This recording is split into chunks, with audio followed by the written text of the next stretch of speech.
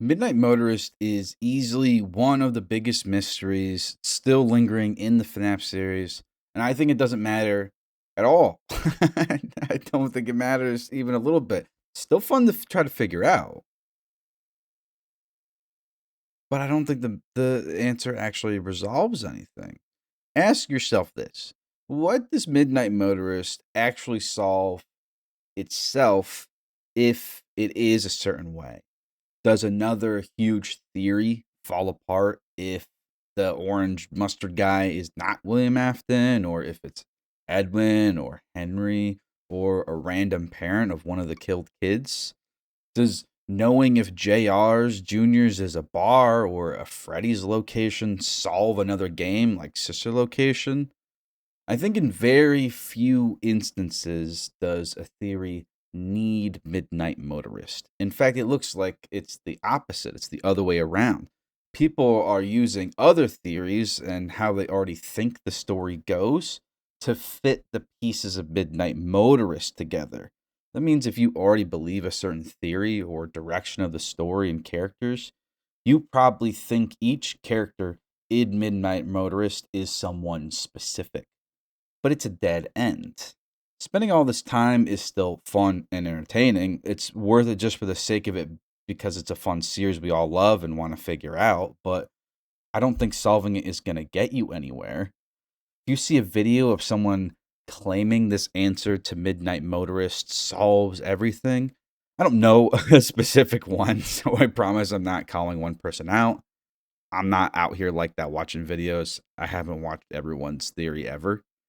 Just know that I think that approach is unwise, misguided. I think they're missing something. I don't think they're being dishonest or clickbaiting you. I think they just have gotten off the scent. Um, Now, I want you to know how seriously I take this point. Now, I'm an old head. I've been around watching for a long time. I mostly love theories about the old games because that's what I first remember. FNAF 1 to, at furthest, Ultimate Custom Night. I'm still keeping up, but those are my favorite theory era. Things were kind of simpler back then, kind of in their own way. So the question to me, who's a Midnight Motorist? My answer is I don't really know, and I don't care because I don't think it affects any of my other theories on the old games, like what's in the box or who did the bite of 87, the name of the crying child, who we play as in all of these games. Is it Michael? Is it someone else? None of these can be answered with Midnight Motorist. The real answer to Midnight Motorist might make some more sense with the answers to what's in the box and those other ones, but I don't think it's the other way around. I seriously believe that.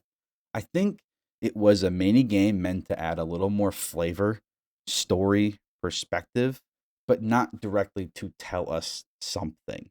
In fact, I personally feel like if the 5 laps at Freddy's racing game that Steelwool is currently making, if that whole thing was really made just to solve Midnight Motorist for us, to directly give us the answer, man, that's kind of embarrassing for us and them mutually. Like the kind of symbiotic relationship that the developer here has with the theorizer, large and small.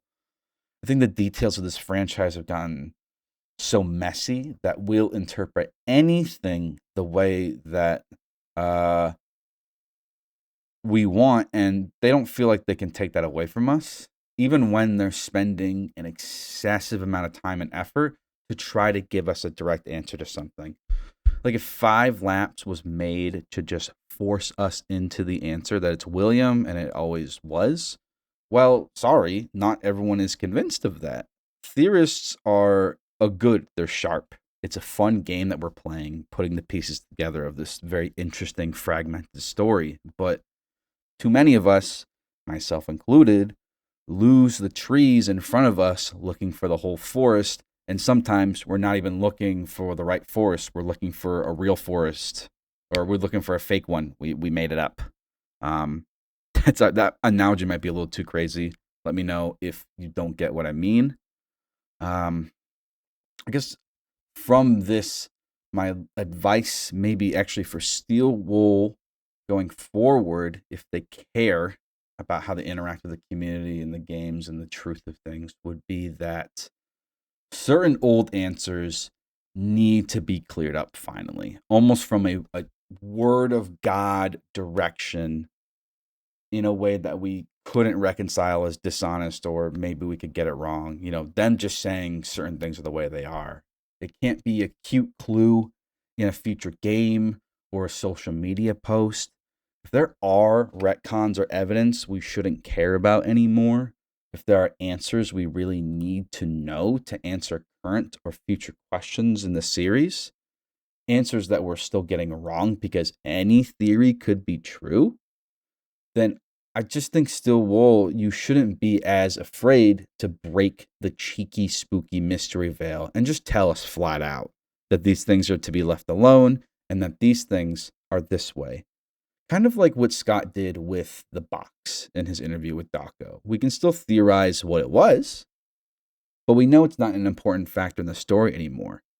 But imagine how frustrating and annoying it would be if we didn't get that answer from Scott, if we still thought the box was important, if we thought we needed to know the answer of what's in the box to solve like Secret of the Mimic, or that maybe we're still getting evidence as to what's in the box. Maybe we've already been told and we just don't know yet. You see what I mean?